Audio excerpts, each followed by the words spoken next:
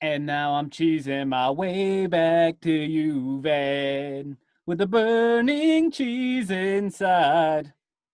Time to talk pack. NFC North champs. Flying high now I thought you were gonna say Fly High Eagles because they they beat the Saints to help us out. in the sky now. I know I'm there. I'm there. Do-do-do-do-do-do. He's a bum rock. Anyways, let's see. Devontae Adams is the first player in NFL history to have 90 plus catches, 1,100 plus yards, and 14 touchdowns in his team's first 13 games of the season. Oh wait, he's only played 11 of those. So, damn, this was another I mean, game. if Go ahead. if you can have non-quarterbacks be MVPs for real, I think the two candidates would be Derrick Henry and Devontae Adams. Yeah, man. Yeah. Yeah. Yeah. Rodgers leading the league right now in passer rating, touchdowns. Rushing it, man. He's got to be. I mean, if the season ended today, he would be the MVP. His passer rating is 119 point something. He's thrown 39 touchdowns and 5 picks and rushed for that one. He's rushed for 2 this year, but 1 this week. So he's 41 total touchdowns, the most out of anybody this year. But seriously, if the season ended today, Rodgers is the MVP. Am I right? Yeah. Am I right? Yeah. Okay. All right. I just need to make sure. All right. Continue. Right. Boy. I mean, what can you say? Division games are always hard. Once again, I tried to stay off of social media in the Packers groups because everybody is just they're the most emotional people. They expect us to blow everybody out about 4,000 points to -4 and hold them to -86 yards on the day. It's not possible. This was literally like there's a lot of highs, there's a lot of lows, but this is a game. This is a game, again, you said it perfectly. Divisional games are tough. This is a game that was coached so perfectly. We end up with a time of possession 10 minutes greater than the Lions. That is a good game plan. They come out in the third quarter.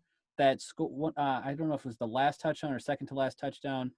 We run the ball 7 or 8 times in a row. I mean, this was a well-called, well-coached game on offense. I mean, in the third quarter, the Lions had 3 plays and 4 yards the entire third quarter. I mean, what are you going to do? It was well-coached. And I forget who the announcer was in that particular drive. I forget who the announcer was, but he said, I put this in quotes, "Death by 1,000 paper cuts for Detroit defense." That's what it was. I mean, we were gashing them. I mean, but they weren't bad. They weren't bad wounds each by themselves. It's true. But we were just gashing them with these little, these little 5 to 6, 4 yards, 6 yards, over and over. And they just couldn't stop. I mean, they couldn't stop it. I mean, so I got a little frustrated with the defense midway or towards the end of the game. Yeah. We had on one drive, it was like 10 penalties. There were 5 penalties I counted that were automatic first downs on the defense in one drive. I feel like every single fucking week, they're like, what is Matt? They're going to the field correspondent and they're like, hey, what did Matt LaFleur say going into the tunnel? Well, we need the defense to play with more intensity and stop fucking up. He's been talking about it all year. Got to play with more juice. You are playing in the National Football League. What more incentive do you need to play well? I don't understand. Every week, I wait for it. I'm sitting, and it's the same. It's the same.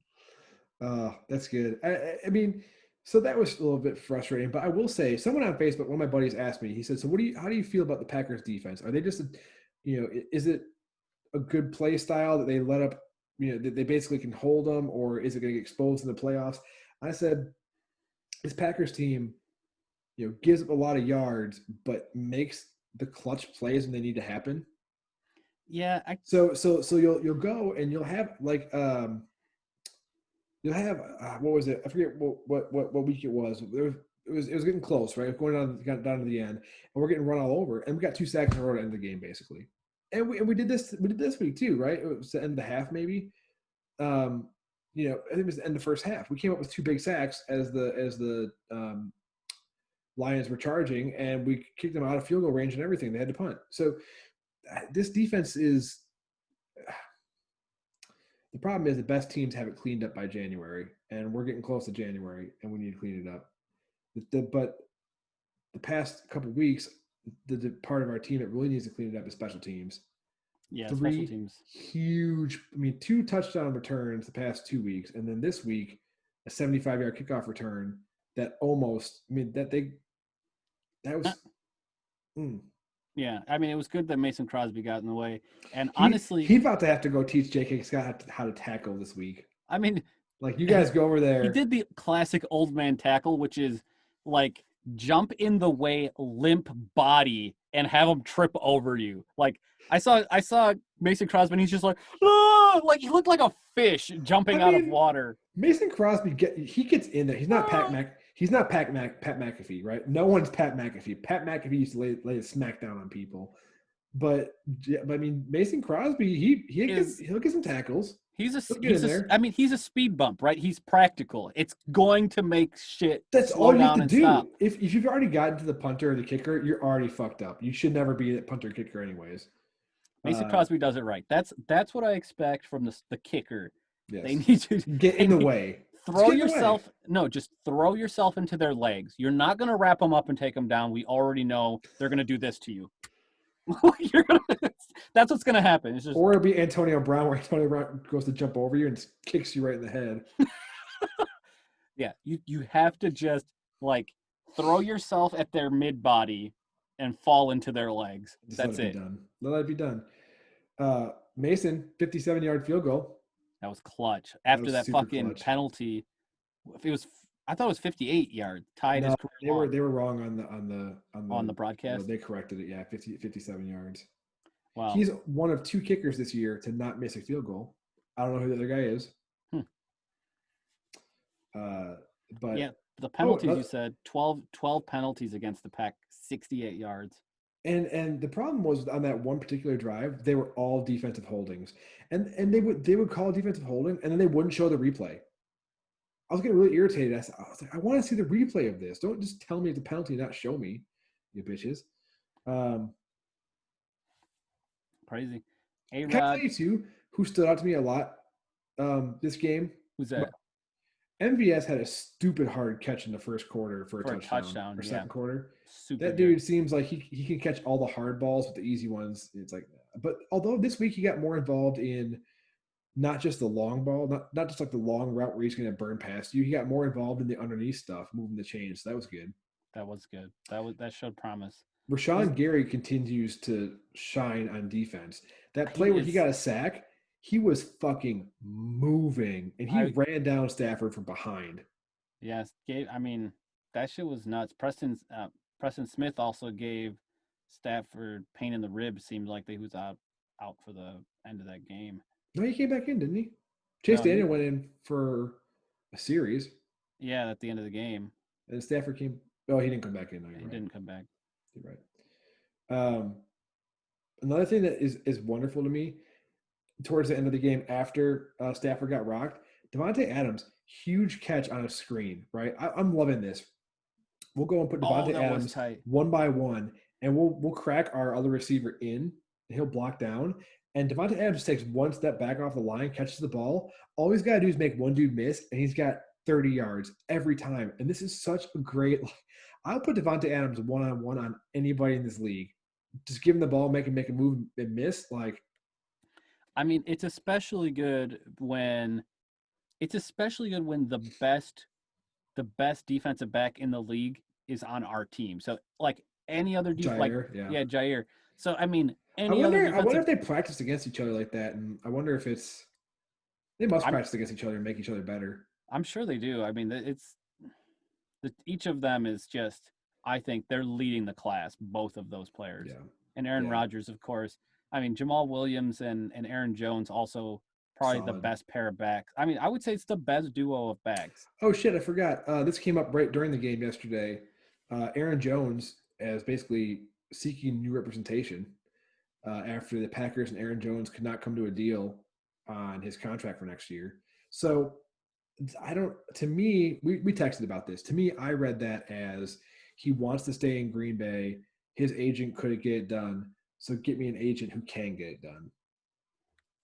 That's I how. That's. I mean, I just read an Instagram post or whatever, but that's what I took from it. I just started feeling like, oh man, I mean, don't get me wrong. Like, I think Jamal Williams is excellent, and if we have to fall back to Jamal Williams, It's not really a fall back; it's a sidestep. yeah, if we have to sidestep to Jamal And like Williams, Jamal Williams, this is dancing and everything too. I like that. he's Always he's he's just so happy all the time. he's good. I mean, he is the power runner when I think about it, Yeah, like of that duo. And yeah, I like for this style of game, it works well. I mean, and his hands have improved since he's been there. I don't yeah, think I would have said this last year, but he's able to catch out of the backfield now. We've yeah. seen him do it. He can do it. We've not been throwing to Aaron Jones out of the backfield much. I guess we were doing that a lot when Devontae was hurt. Yeah, Anyways, Big Bob looked good again. he really did. Another big touchdown, 9 on the season. He's got to be a Pro Bowler this year. It was crazy though. I thought this was a weird game in that there were 0 turnovers. Neither team, I mean, I guess both team protected the ball well. Hmm. There were no turnovers. Let's see. Rodgers passes far for on the list for most games with 3+ touchdowns at 73. Yep. Creeping up. Adams set a franchise record 8 straight games with a touchdown. And I Yep. believe he ties an NFL record with Antonio Brown at 8 straight games with at least 5 catches and a touchdown. Wow. I am this close. The 2 best wide receivers in Packers history are Don Hudson, Devontae Adams. That took you a while Donald to come up with Driver's that name. Donald Driver's a third in there. I feel like Adams is getting very close to being the best receiver of all time in the Packers. So I mean, there's nothing for me to dispute there. I would like to dispute with you, but there's just nothing to dispute there. no, there's not. So next week, Panthers. We just got to take care of business. They're like They might have Christian McCaffrey back. they're not a pushover team anyway. No, Teddy Bridgewater make you pay on the ground. Yeah, I mean, you gotta go in. You gotta give them the full attention they deserve, and you gotta get in, get out with the W. It's not one that you can fuck around and let them linger. You need to put them away. Yeah, yeah. But honestly, I mean, again, you can't overlook this game. But the week after, we're playing the Titans, and that's the true test for our defense. I think is you've got if Christian McCaffrey's back this week, and then Derrick Henry the week after. That's really going to show what our defense can do. Now our defense held them to I think 50 yards rushing this game. It was less than I have it up here. What was it? 51 yards. 51 yards rushing. That's excellent. 51 yards on 15 attempts. But going into that game, our defense was allowing people to score at 97% of the time in the red zone. Yeah, I saw that. 2/3 of those were touchdowns. Oh, I saw that stat. Yeah. Not so ideal. That's not going to fly with a running team. That was Adrian Peterson's 20th time he played against the Packers. One last note I want to mention here is we have to get – you mentioned special teams earlier. That fucking onside kick, we cannot let it be like that every fucking time. To me, off the bat, that was very clearly not a recovery. The ball was out of bounds. Close. The ball was out of bounds. To me, because you're talking about a kickoff. As soon as that ball crosses the imaginary line in air, it doesn't matter whether he reaches over and grabs it or not. It's out of bounds on a kickoff. No, that's not true. If it's in the air, it's still in play. After the ball's hit the ground? Are you sure? If the ball has hit the ground, but it's in the air, if you're standing fully inbounds and you grab the ball before it touches down again, it's in play. Are you sure? I'm pretty positive. On a kickoff, are you sure? I'm pretty positive it's not out until it touches out or a player who is out touches it.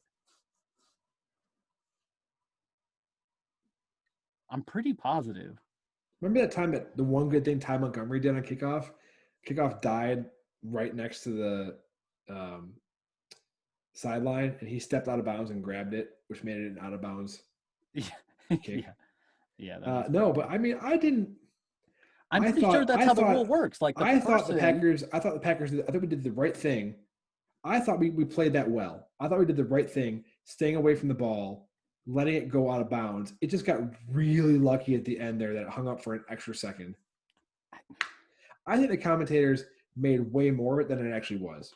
I don't know. It looked like to me like I was convinced after the replay, but I couldn't see like from the angles that I saw, and I watched it several times. I even did a little replay. I was watching a replay of the game, so I was like, "Fuck, man, it's too close." I literally said, "Fuck, man, this is too close for me to call. I can't call it from home. I don't When know." I watched it at home, real time, when I saw the ball cross over into the white, I said it's out of bounds. Doesn't matter. I don't know. I don't know. And even if it wasn't, he didn't establish enough. Didn't establish enough. Let that touchdown that they called not a touchdown for the Lions. Was it Marvin Jones had that great catch? Oh yeah, Amazing catch in amazing the end catch. zone. Or maybe it was just outside the end zone. I didn't think he had control and then establish. Oh, I didn't it's think he 2 had feet down. control and then establish his feet in. Same thing with this kick onside. I didn't think he had control and then establish either way. So I think the announcers made way more of it than it actually needed to be. Marvin Jones' catch was incredible. Regardless of Super the good. outcome, it was incredible. That was a Super good. feat of athletic prowess. No, he used his hands to catch it. And with that, we got to go. I gotta go. Bye.